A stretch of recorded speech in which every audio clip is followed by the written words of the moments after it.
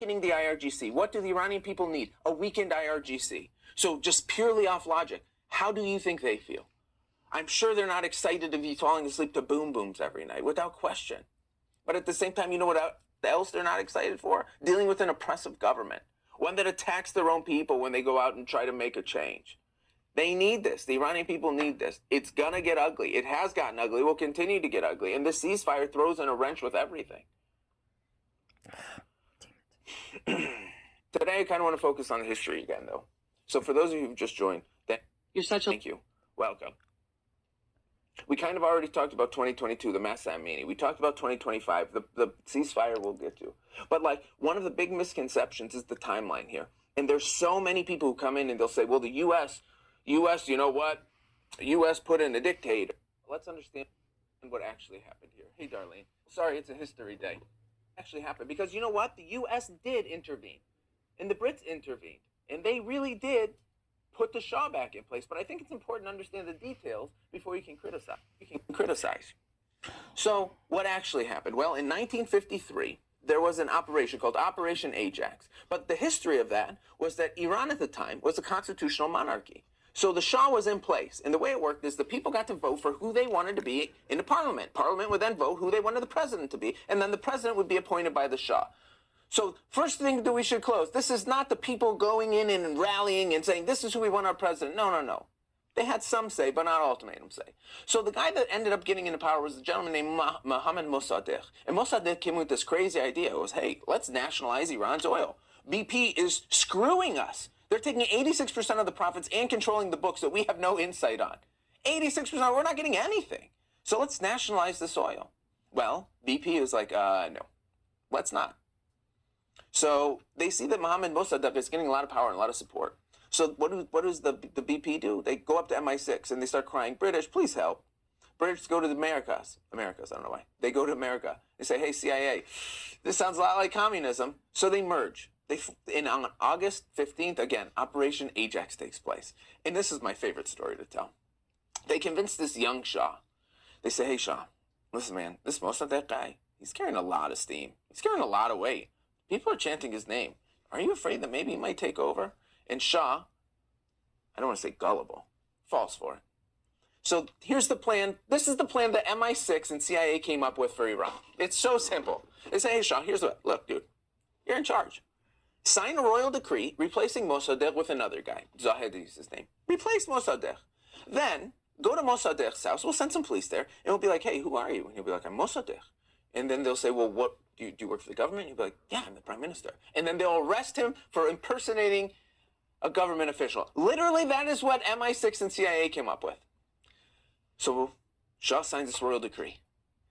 The police head up on their direction to go talk to Mossadegh. However, as the police come up to go knock on the door and talk to Mossadegh and arrest him, Mossadegh has his own police there waiting who arrest the police who are supposed to arrest him. This is a real story. That's what happened in 53. CIA and MI6 did intervene. That was their first attempt, but there were two attempts. The second attempt was much cleaner. They're still there. Where Mossadegh made a mistake is he went and told everyone, guys, they staged a coup. This is crazy. Look. The Shah fled. He's like, treason, not good. I'm going to get in trouble. Dipped. So for 3 days, Mossadegh was in power. Another big misconception people say is they're like, oh, Iran was living peacefully with the democratic elected. No, it was 3 days. And those 3 days were not peaceful. They were chaotic. Why? Yet again, the CIA and MI6 decided to make it chaotic. How? They hired protesters who were pro-Shah, and they hired protesters who were pro-Mossadegh. And they basically wanted to make the streets crowded. So they wanted to create instability and rowdiness. They wanted it to be like, hey, what's going on? And it worked. People started questioning, well, wait a second. When Shah was here, it wasn't unstable like this. Mossadegh was on day 2 of control, and the streets are crazy?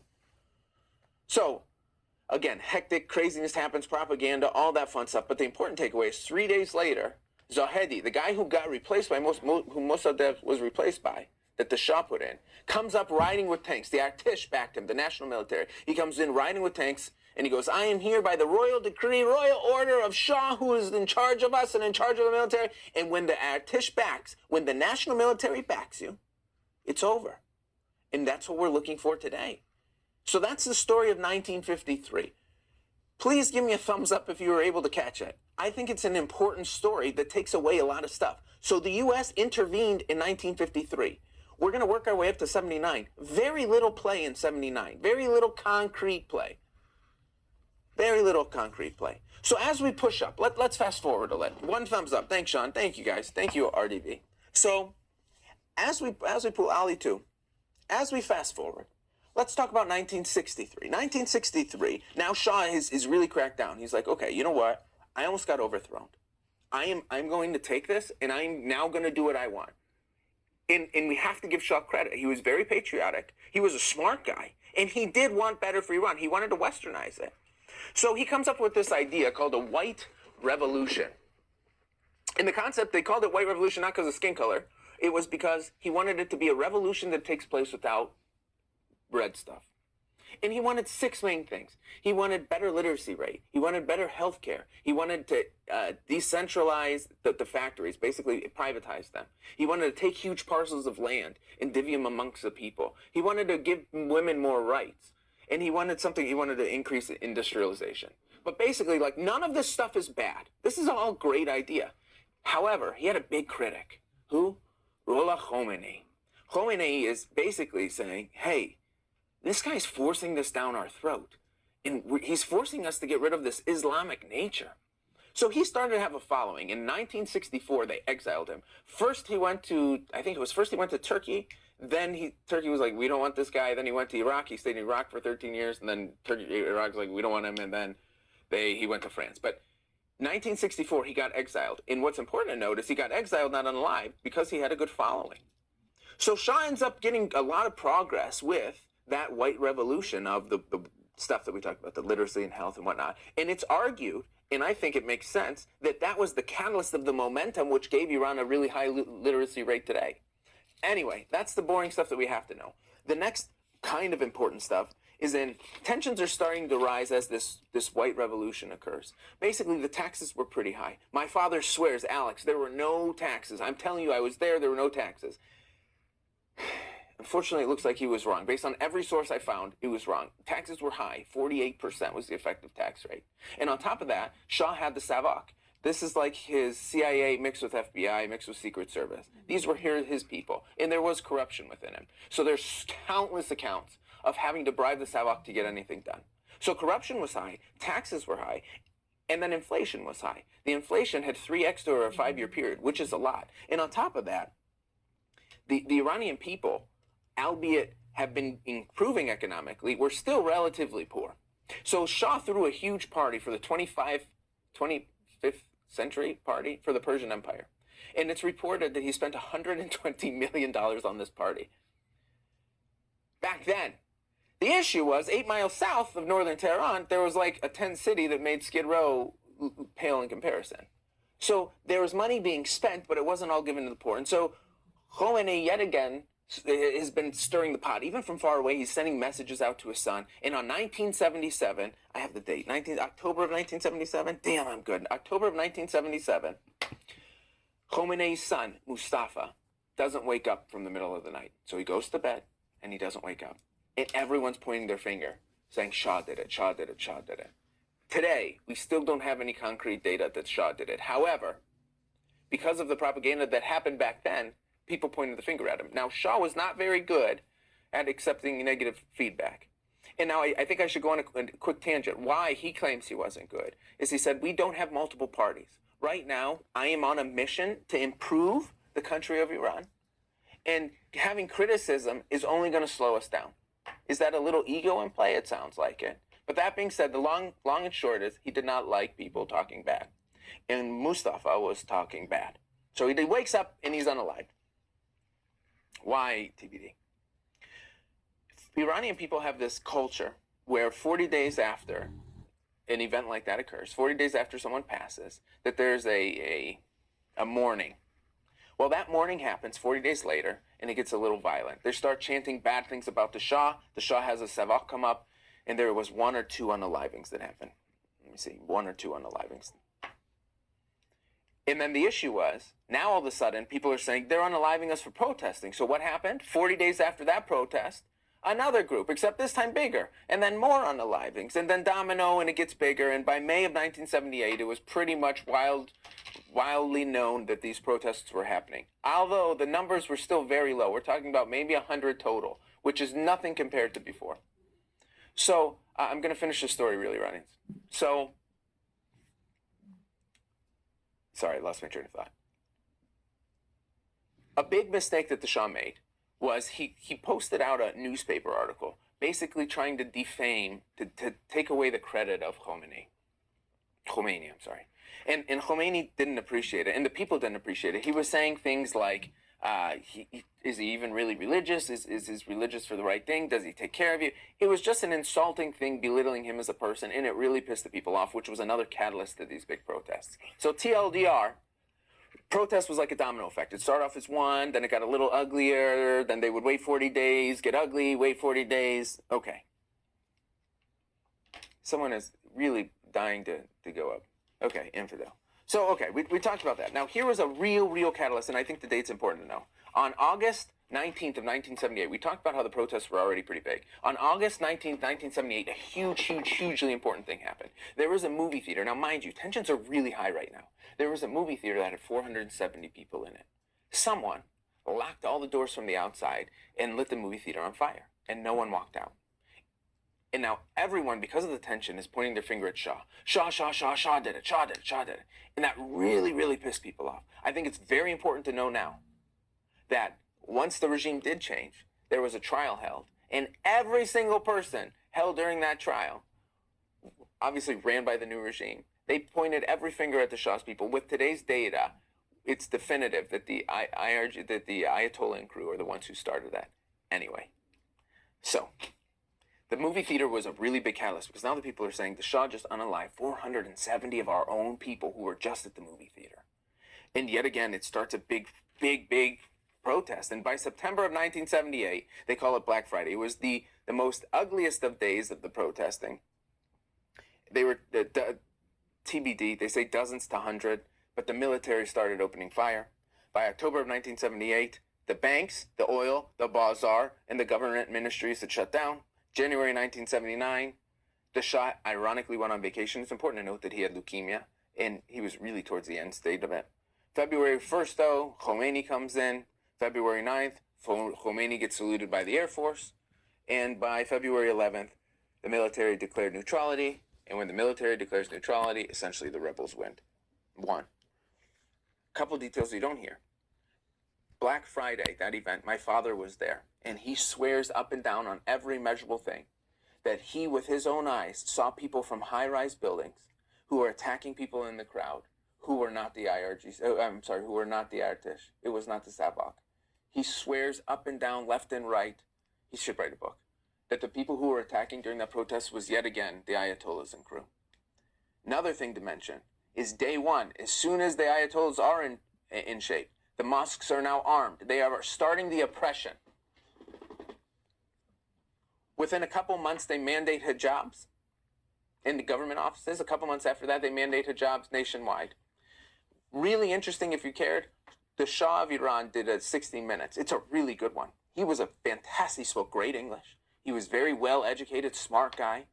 Then they do the same thing with Ayatollah Khomeini, who's not smart, who needed to have the list of questions beforehand, who refused to answer a question that wasn't on there, who was giving these weird answers, who had to have a translator. Weird times. So I think we covered the history of Iran. Now we could talk a little bit about the current blockades and then, well, let's go from there.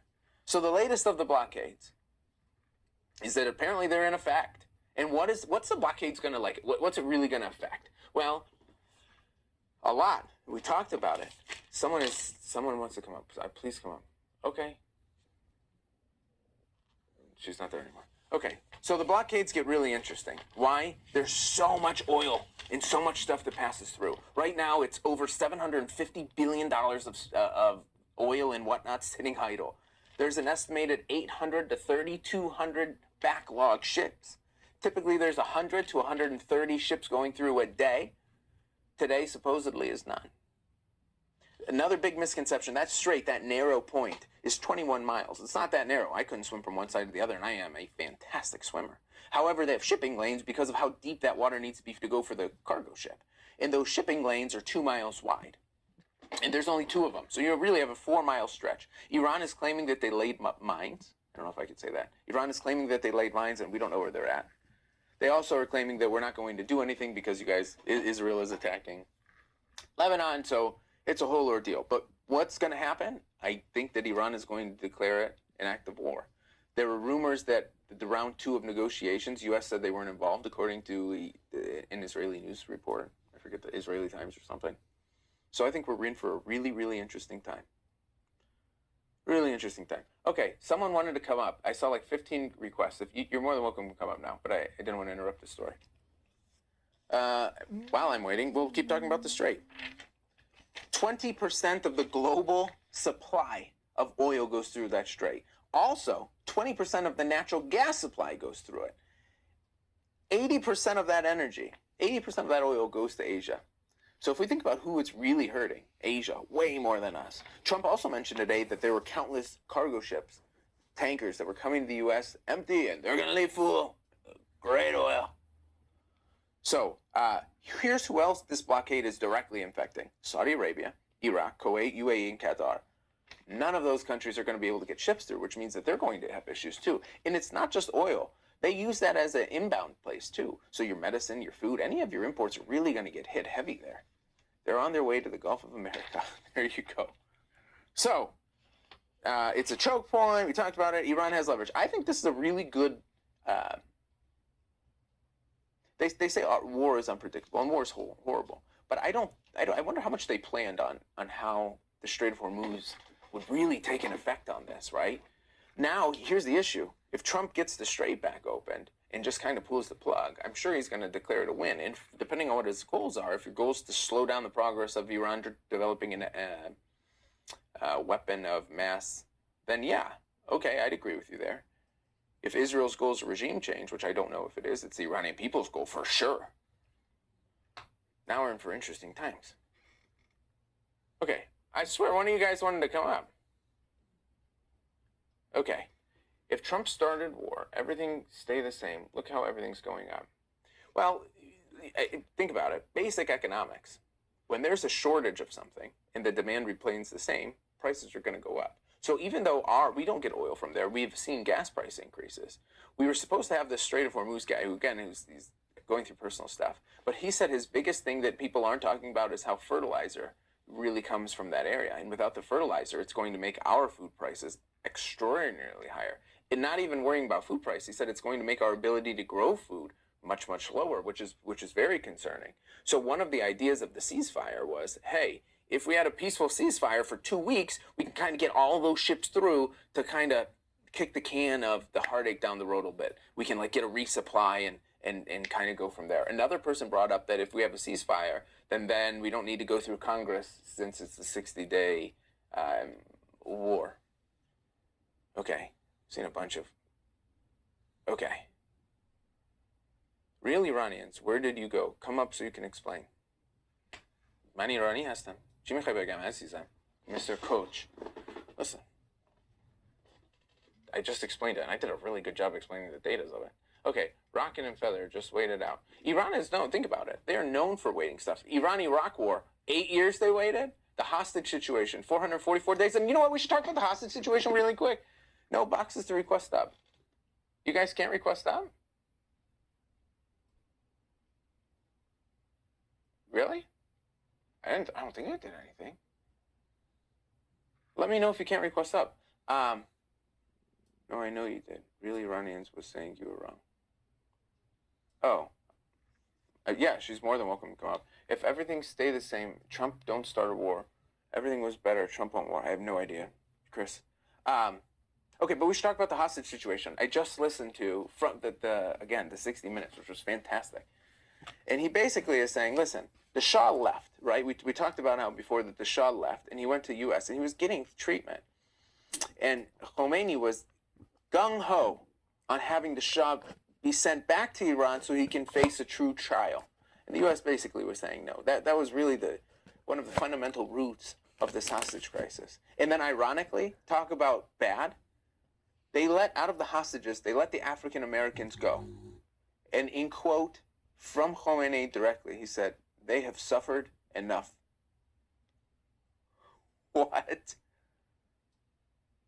60 Minutes. There's two purple that I would look up. You should look at the one at Shah. It's free. It's on YouTube. And then there's also one of Khomeini, 1979, and the other one was like 76 or 74. Moderator, there you go. Yep, I answered that one. Okay, Iranian person wanted up. Yeah, I know. I don't see them up anymore. I don't even see them in the live. Feel free to come request up. Okay. Hit the multi-guest button at the bottom. Multi-guest button at the bottom. God, I'm new to this. Multi-guest button at the bottom. Okay. Yeah, it says, is it not enabled or something? Let me see if I can do this. Multi-guest button at the bottom. Sorry, guys. Hit the two people. Yeah, I see that. I see that. But I don't see anyone. I only see viewers. I don't see anyone requesting up. Okay. It's fine. Are the Iranian people going to be better off if the current regime survives? That's a really good question, Idea Eva. Or absolutely not. They are going to be so much worse. However, I don't think they have a chance but to attempt to uprise. Think about, here's why I think they're going to be so much worse. Without question, let's just talk facts. People like people who like them. But I'm just talking logically, right? If your next door neighbor adores you, the chances that you like them, pretty high. If your next door neighbor hates you with a passion, pretty good chances you don't like them either. Right now, the IRGC, the government, is hated by the people. When they go out on the streets, they're getting sworn at. They're getting stuff thrown at them. They're hated. So it's not a matter of if, it's for sure. The government hates the people. On top of that, you have to put yourself in put yourself in a position of an IRGC person. You sign up not for money, but because you believe in the cause. You're probably super duper religious. And that religious leader that you look up to, like the Pope, was unalived by the U.S. and Israel. And not only was he unalived by the U.S. and Israel, but your quote-unquote people, right, the average citizen in Iran, was celebrating it. So you're kind of offended by it. Then on top of that, so many people you know have been unalived. So it makes complete sense to me that the people hate them. Sorry for my long tangent. But basically, they are going to oppress the living crap out of the people because they hate them. And on top of that, Khomeini, the original leader, got taken out. His son, who's supposedly the leader, no one saw him. I think that's going to get way worse. The current leader, who's no one saw him, lost his mother, lost his daughter, and his father in the same attack. So if he's alive, I keep saying if because I don't think he is, he's sure not talking peace treaties. And I sure don't think he's going to take it easy on the Iranian people for celebrating that event. So sorry for a long, poorly explained answer, but that's that. Do Iranians play golf? Sure. You know what? I've never been to a golf course in Iran, but there's no, they have to exist. They seem to have rallied together for this fight, government and the people. Deep Purple, that's just factually incorrect. I think what you should consider, Deep Purple, is that the people considered the war to start early in January when the government attacked them, not when U.S. and Israel attacked the government. This was a civil war, the people versus the government, at least mentally, way before that happened. So when you're in a civil war, think about this. If U.S. is in a war with my couch, right, and someone else starts hitting my couch, you're going to be like, okay, I don't even need to like you. I just appreciate what you're doing for the cause. I didn't want to name a country because I didn't want to offend anyone. Okay. Trump was saying bad to the Pope. I did see, he basically said, you're wrong. You're wrong. Your brother's smart. He's a MAGA guy. You're wrong. Okay. Thank you for the follows. Thank you for the likes. I am apparently Mossad. Okay. Everyone tap. Thanks, MM. Yeah. Okay. I heard some of the Iranian military has surrendered. Really, you're absolutely right. There's been a lot of defection happening. Not what we expected. So a lot meaning maybe 1% too. I don't have data. Not like a huge. But what I've seen is people start abandoning posts. However, what I have seen really is that they've really started attacking the recruitment of young kids. I posted a video on it a couple weeks ago where they lowered the age to join the IRGC to 12. And I'm seeing a lot of the videos of young 12-year-olds. I swear some of them are younger, just holding heavy machinery. One was on the back of this Toyota vehicle of some sort below a turret. And this kid had to be 7 or 8. So It's sickening. The other thing the IRGC did, and we talked about it yesterday, is this human shield concept, which is just brutal. They literally made an initiative. The Iranian government made an initiative to bring women and children around to hold hands around the power plants to prevent the U.S. from happening. We haven't done this. Katie, look at what I learned how to do. Okay, I want to do this because let's see what the data is. So here's the situation. You're Trump. Put yourself in Trump's mind. And you make an ultimatum that if you don't do this by XYZ, if you don't do this by 8 o'clock, we are going to take out your power plants. What the Iranian government did is they brought in 1,000 women and kids to surround that power plant. It's now 8 o'clock and no deal has been met. If you're Trump, are you going to push the button and take out the power plants and deal with the casualties, which there will be? Or are you going to not? Are you going to be like, I can't. I can't do it. Because think about it, that's a really complex question. First time. Give me a smiley face if you're going to push the button. And give me a crying face if you're not going to. So smiley face means you push the button, crying face you don't. So if you're Trump, are you going to push the button? Smiley face is yes, crying face is no. Let's see what the toll is. Please respond. It doesn't cost anything. I'm curious to see what the data points. Smiley face, you're going to say you're going to do what you say. Crying face is you're not, you can't. There's 1,000 women and kids and you're not going to do that to them. 2 to 5, 3 to 6. 3 to 9, vast majority. We've had many 50-50s before. Okay, so we have a reasonable group. I don't think you can, right? 5 to 14. I don't think you can. So, think about it. That's like, the IRGC is surviving way longer than anyone gave them credit. Myself, everyone was like, oh, as soon as these guys get hit, they're gonna run away and they're not gonna want to deal with it. Which sounded good. It made sense until it didn't. Now people are like, okay, well, yeah, of course they wouldn't leave. They were super religious. And where are they going to go? There's 100,000 of them. They're not welcomed. Who wants them in their country? Russia doesn't, right? So, Purple, do you want to come up and talk? Come up and talk to me. IRGC is using the same tactics that got them in power. Robo, you're totally right, dude. You're absolutely right. They're using the playbook that got them into power. That should be an incredibly pinned comment. As unhappy as the people of Iran have been, why have they not left? Are they not allowed to leave? Daily, that's a fair question. A lot of Iranians have left, a lot. But at the same time, just because a small minority of people are able to oppress and rule a vast majority doesn't mean that you should just be like, oh, well, we tried and leave, right? Like, think about if your generation after generation have stayed there. You have a house there. Your family's there. In the Iranian Persian culture, the family is very, very tight. So it's like you're not going to just leave. You want the whole family to leave. And the chance of getting a whole family to go somewhere is very difficult. So it's just not necessarily realistic, although a lot of Iranians have left. My father, for example, left. That's why I'm here. That's a fair question, though. No hate, Ellie. Is this what you do all day? It would be great if I could do this all day, but this is not what I do all day. Dude, do you have a job? I am a business owner of multiple businesses. I do well for myself. I do have a job. Okay, Cindy. It's his own opinion only. I'm not sure what we're talking about. They hit the school. Deep Purple, I invited you to come up. No reason to push the button either way. That's a fair question, user. Like, we bring in the efficacy, and I made a video of this. Let's bring in the efficacy of it. If you hit the power grid, what's going to happen? Well, the people are not going to do well. They are not going to be able to spend anything because of the inflation so high. They use credit cards, and without electricity, there's no debit machines, right? Or credit machines. On top of that, there's not going to be water for a lot of people. There's already no internet, so I guess that doesn't make a big deal. But life is going to suck. If you picture New York going on a long power blackout, I don't know if I could say that. Like, it wouldn't be good. There'd be a lot of casualties that happen. What's going to happen from the IRGC?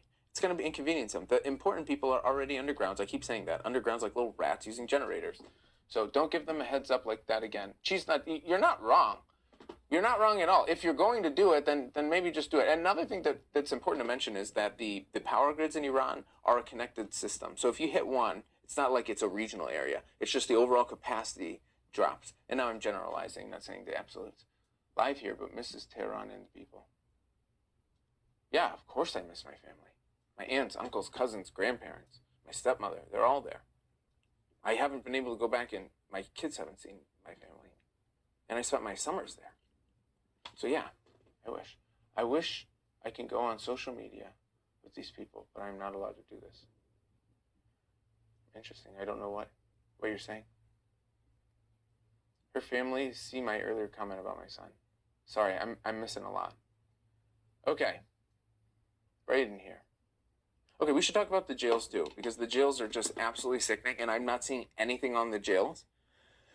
Because of the jail situation, and because of the uncertainty of the people uprising, there are so many people who were arrested if they weren't unalived. And there are so many reports of people just abandoning their posts at jail, leaving the prisoners in. They don't care about their prisoners. They literally view them as prisoners. So they're like, yeah, screw it, and they just leave. They don't come to work.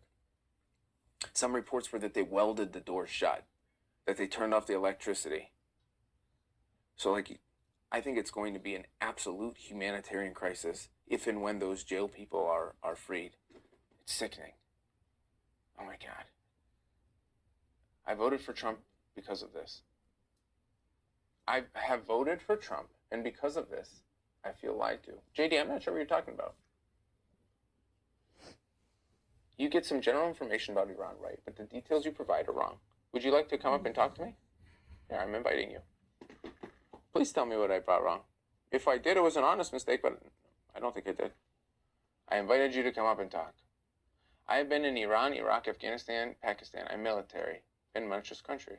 Thank you for your service, Chris. Don't go back. Bring them here. What are we talking about? Isn't there already a huge water problem without anything to do with the conflict? 7, that's a very, very intelligent thing. Yes, there has been not only water problems, but there's been power problems too. There's been water problems ever since I was going back. They've gone through droughts. They've gone through a lot of water-related issues. On top of that, they've gone through power issues.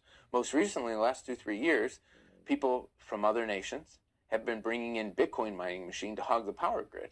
And so there was times where my family was having blackouts an hour a day, and it just became normal for them because, power grid got overused by the Bitcoin mining. When we talked about it yesterday, that there's a very big misconception that in Iran you can mine a Bitcoin for $10,000 and sell it for 70 here. No.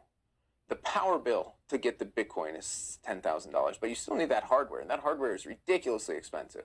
So maybe the power bill here would be 30,000. Over there it's 10. So it's more economical to mine Bitcoin there, but you're not getting a Bitcoin for $10,000. You have to have however much in infrastructure to be able to mine them with the miners. Okay. Because of no rain in the mountains. Big guy, that's absolutely it. There's a 24-hour power or water. There's no 24-hour power or water.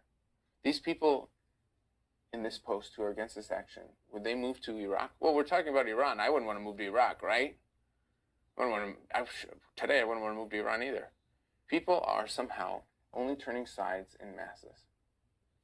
People are somehow only now turning sides in masses. What religion it is, all human are the same. Chris, I think that's a beautiful thing. And we haven't said that, but you're right. What religion it is, people are saying. You're right. They're trying to get their aid. All right, we've had no guests tonight. No one wants to come up. Iran. Yes, for sure. U.S. has a higher percentage of its population incarcerated than any other country in the world. Alfred, that's fine, but it's not fine. I don't think prison's good. But that all being said, is the U.S. welding the prison doors shut, turning off the lights, and being like, peace? No. And then this is my daily reminder. I halfway through editing the part 3, we had an incredible young 16-year-old girl, 16 when this stuff happened, talk about what it was like to get captured by the IRGC, to go into prison, to get hit with a projectile, if you know what I'm saying. And so we were blessed to hear her story. It was like a podcast style. I posted part 1 and part 2. I need to edit it. I'll get through the rest. But make sure you take a listen when you're cooking or driving or something. It's such a powerful story. And the parts just keep getting better and better. Like we were getting through the setup. But we go into so much detail that if you listen to her story and realize that there's 500,000 people who've gone through stuff similar, not including those who are unalived, it's heart-wrenching. So please take a second and watch that video. It's long, but it's worth it. Okay. I'm now 18 messages behind. Right. We don't send people to jail for 10 years for listening to music at a cookout. Correct. Or for, I posted another video of a 12-year-old kid. He said something at school. His teacher reported him. 12. Teacher reported him. And the mother and the son were arrested. God only knows where. Think about what stupid stuff your kid says at school. I'm pretty sure my kid makes it known how everyone's BM's bowel movements are that morning. I'm pretty sure that's one of the topics that he tells his teacher daily. And now it's messed up. Okay, 61%. 61% of Persians, approximately 93 million of Irans, of diversity, ethnics, and faith. Okay? Okay, your thoughts on IRGC family living here, not following their own rules. Really, I am so glad to see them get deported. And I'm not a huge let's deport everyone, especially if you were born here and you grew up here. Like, that all being said, get those bastards out. I don't think you should be able to support a T group. It's pretty plain and simple, and I think that's across the board, right? I understand that we have free speech, and you could argue that, and that's a fair argument. We should have free speech, and I might be a little biased, but I was not upset when those people got deported. Are you related to the Shah of Iran? I'm not. If I was, I'd probably be very wealthy. Thank you for asking. But Shah, they spell it S-H-A-H. I'm S-H-A-W. Persian can't even celebrate their Pujan New Year in peace. Duswa, you're totally right. Although there was a really nice video of Netanyahu that he posted, and he was giving an update, and he ended the update by basically saying we took out two massive things, and then he looked dead at the camera, and it was on the night where they jump over the fire, and he said, Iranian people, Persian people, go enjoy your holiday. In other words, he's like, we're watching you from the sky, go and celebrate to an extent. You're right. What do you hear about the daily unaliving of protesters supposedly before morning prayers? The 2025 was the second most public unaliving hanging public since, I forget the year, 1982 or something like that. It was like 1,630, 1,640 in that ballpark. Public ones. That doesn't include any of the protests. So they're totally happening. They're still kidnapping people. In fact, now not only are they kidnapping civilians, they're kidnapping government workers who aren't going to work, right? A very close family member of mine got text messages saying, why aren't you at work, for being a government official? There's videos of them, quite literally, the IRGC, going in to one of their own IRGC members' homes, picking him up, throwing him in the bandwagon, the wife coming out, running, trying to protect the husband, and then right there on the street, calling it a day. So yeah, without question, they're happening. I believe in free speech, but when you chant unalive to America, you cross the line. They have billboards in Iran that I have seen with my own eyes that say unalive to America, unalive to Israel. Billboards. Okay, afraid of telling them. Dan, thanks for watching. Okay. Cardiac, thanks for watching. Grid threat is a distraction. The UX experience and the intelligent, they must be planning something else. I think you're totally right. There has to be something that's going on that we don't know. Like, there's no way that I just don't believe for 1 second for the intelligence that the U.S. has, which they have a lot. And you can hate the U.S., and I'm sure some of you do. You're like, the U.S. sucks. It's a horrible place to live. You have to give them credit. The first day, the first attack, they took out the leader. The Iranian people have been trying to get him for 47 years. And they took him out the first instant. So they have good intelligence.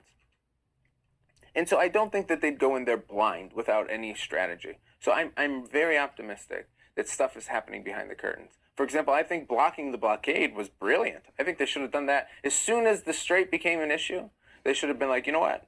Fine. No one's going through. Like, I don't think it's a horrible move. It puts a lot of pressure and stress on not only Iran, the Arab nations around it, who, mind you, most of which got attacked by Iran for no reason. So it's not like they're even going to be like, hey, U.S., don't do that. You're pissing us off. They're like, no, you're right. You attacked us, and you caused us to do this. F you. So I think it was a brilliant play. U.S. does not want stability in Iran. Why not, M.A.? I don't necessarily agree. As the strongest nation in the world, what do you think the end game is? Will the people regain freedom? 7, I am extremely confident that there is going to be a rising from the Iranian people, and they are going to get their freedom, but I think it's going to come at the expense of a civil war. I think eradicating the IRGC is not going to be an easy thing to do. They're there for religious reasons, and many of which they're willing to go down with the ship, metaphorically speaking, and literally speaking, since their navy's at the bottom of the sea. That was punny. So when you have radicalists, they're not going to quit, right? So that's my point 02. The end game is literally control of oil. It's not super complicated. Raiden, listen, if oil is the concern, fine, right? I have my Iranian people hat on. If oil is the concern, fine. The Iranian people don't benefit from the oil anyway. Take it. Give them freedom. This regime is never going to give up the oil. So if oil is what they want, take it. But free the people in the process. My point 02. Do you think Trump truly understands the difficulty of the situation? Yeah, Coach. There's no way he's not debriefed on everything, right? Good. Let's hope they don't quit. At some point, though, the Iranian people are going to have to take over, right? If you guys were here from the whole 1953 saga, and sorry if this was a boring live, but I think it's important to go through that history. We know what happens when U.S. intervenes. One of the big reasons that we didn't talk about in the 1979 was because the U.S. installed that puppet, quote, quote, because the U.S. intervened and put Shah back in power. It left a bad taste in the Iranian people's mouth that, like, hey, this isn't the guy we wanted. And so we cannot do that again, because I don't want in another 20 years them to bring some other guy in, you know? So I think it's important for the Iranian people to do it on their own. But they needed help. They couldn't do it without them. The Muslim Brotherhood is helping the IRGC. I don't think Trump is about oil, but more about repositioning world powers. That makes sense to me. Are you for the elimination? Oh my God, I can't talk today. I think it's my bedtime. Are you for the elimination of Iranian civilization like the White House said? Alfred, absolutely not. No question. And in fact, I got a heart-wrench text from one of my cousins essentially saying goodbye. Like, hey, I don't know what this means. I love you. I wish I could see you soon. So absolutely not. I don't think but here's the thing. Now looking back yet again, right? What do they say? Hindsight is 20/20. Now looking back, it's like, okay, was he really going to drop in a WMD on the city of Tehran and eliminate 20, 30 million? Probably not, right? How much damage is he going to do? TBD still. Can't look back on that yet. So I would like to minimize civilian count. By no means am I okay with mass unalivings of civilians. Thank you, McLaren. I appreciate it. I think he was talking about the IRGC. Really, I think so too. Should we get weapons to the Iranian people to fight back? Nikki, I think they already did. Trump said that they did. And then he said that they were intercepted. The people saw the beautiful guns. They're beautiful. I need to work on my Trump accent. He said that they were intercepted. Whoever they gave them to deliver to the Iranian people looked at them and said, wow, these are nice, and kept them to themselves. I think yet again, listen, I think either Trump is brilliant, like a legit genius, or he's the luckiest man in the world. Because he said that, and if you're the IRGC listening to every word he says, then all of a sudden you're like, oh, okay, well, we don't need to worry about that stuff hitting us. Because he said that they didn't make it to Iran. But if they did make it to Iran, and he said that anyway, the IRGC's guard's down, and they're getting picked off, which is what I'm seeing a lot of. I'm seeing a lot of videos and a lot of internal small militia who are just pure anti-IRGC picking these people off. So I think that there are some stuff there. He is brilliant. That's what you're saying, Gypsy. When you teach your kid the quote, unalived America, then the kid's got to go. So, J-Mac, that I don't know if I 100% agree with you on, right? Because kids they're like sponges. I'd agree that their parents have to go, mother and father. Even if the mother doesn't like it, the fact that she lets her kids say that, there's no place for her. But the kids, there has to be an age, right? Like a 5-year-old, a 4-year-old, a 3-year-old, that stuff's not ingrained with you. There's hope for these people, right? So I don't necessarily agree with the kids have to go. Wish there was a better solution. So you're saying you can't be raised. So you are saying you can't be raised to be racist. J-Mac, I'm not saying you can't be raised to be racist. I'm saying that there's hope, right? If for whatever reason, let me draw up a situation, J-Mac. Let's say that there is a family who is super pro-IRGC, who does chant that unalive to America, and that's part of their nightly prayers with their 6-year-old kid. What happens if they have a come to Jesus moment, for lack of better words, and they wake up and they're like, what are we doing? Oh my gosh, I can't believe we've been blindsided. Everything we know is a lie. The U.S. is good. IRGC is bad. We have to flee. Oh my God. And they spend the rest of their life feeling horrible and being good people who hate the IRGC. In that example, if you just unalive that kid, then that kid wouldn't be alive, obviously. But what I'm saying is there's hope for the kids. I don't have so much hope for the adults. But the kids, I think we just have to protect them. It's our job as people to protect kids. You seem drained and tired. Do I, Gypsy? Maybe that's why it's a bad performance. Sorry. Alex, thanks for speaking the truth and putting yourself out there. Thanks, B-Dude. But the guards are being picked off separately, little by little. Persian groups move. How do you want them to do it? But here's the thing. I think, logically speaking, when you pick out, like, there's a shortage of weapons. This is Alex's hat with zero education on the topic, purely thinking logical. When you pick off a group of 5 of them, you now have 5 more weapons that you didn't have before. So I think it's going to take time for it to grow, like the snowball effect. I could be totally wrong. I lived in Abu Dhabi in the early 70s. Dad was unalived with Shell Oil. Been to Iran many times. I hope that the people treated you well. There's hope. The people over 50 know the truth. Metal Gear Solid style. I didn't see Metal Gear. Isn't that a video game that used to play on PlayStation? He literally just declared war. Sorry. Okay. We have no guests tonight? Oh my God, it's already 12. No wonder why I'm tired. Gypsy, I'm sorry. You're right. It's my bedtime. Anyone want to come up and yell at me real quick before I go to bed? It helps me sleep better. Do you support Trump's war? I support what Trump is doing, for sure. I hate to call it a war. It is. Just because I really don't like this civilian casualties. I like the side effect of the war. Side effect of the war being that the IRGC is being weakened. All right, let's talk to Rising Hope in the bed. Hello, Rising Hope. Hi. I don't want to yell at you. I just want to say hi. I came through on the FYP, and I really love your live and the way that you're presenting the information. I gave you a follow. I hit your bell. I look forward to coming again.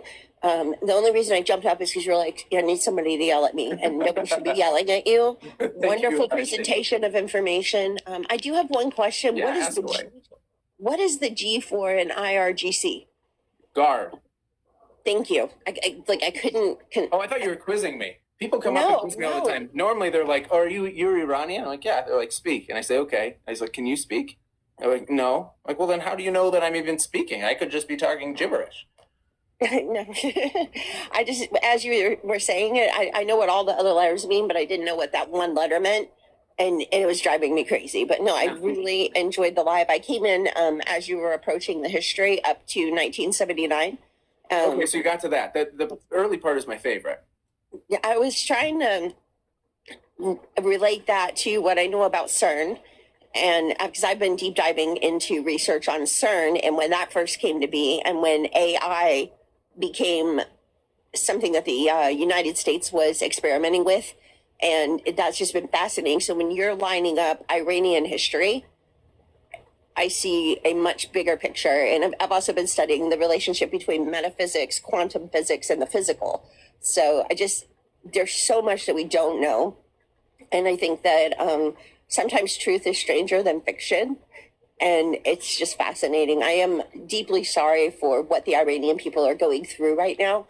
But I think that closing the strait was actually one of the best things that they could do. They were taking a stand against the control. They were standing up for themselves. I think it's very sad, all of the things that they've had to go through and the way that they've been isolated. And then the internet blackout too. You know, I think Trump has good intentions, but I have my own views on Trump. I'm definitely not MAGA.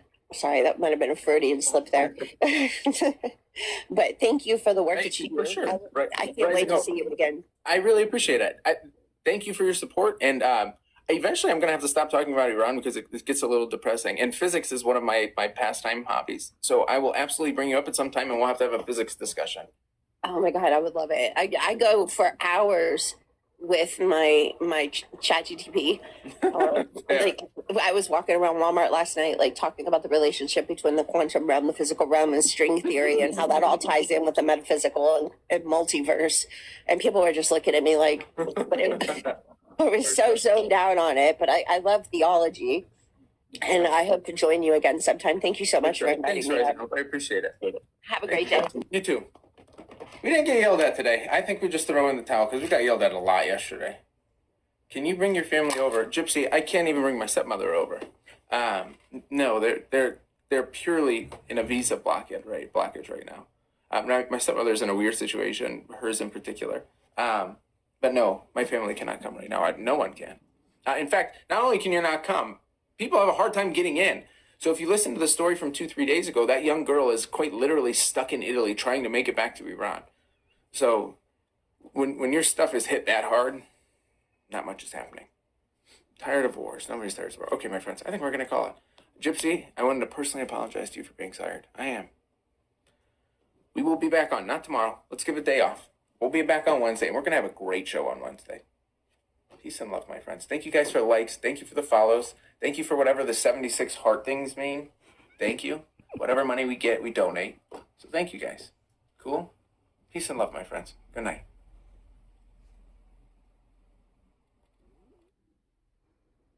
Question.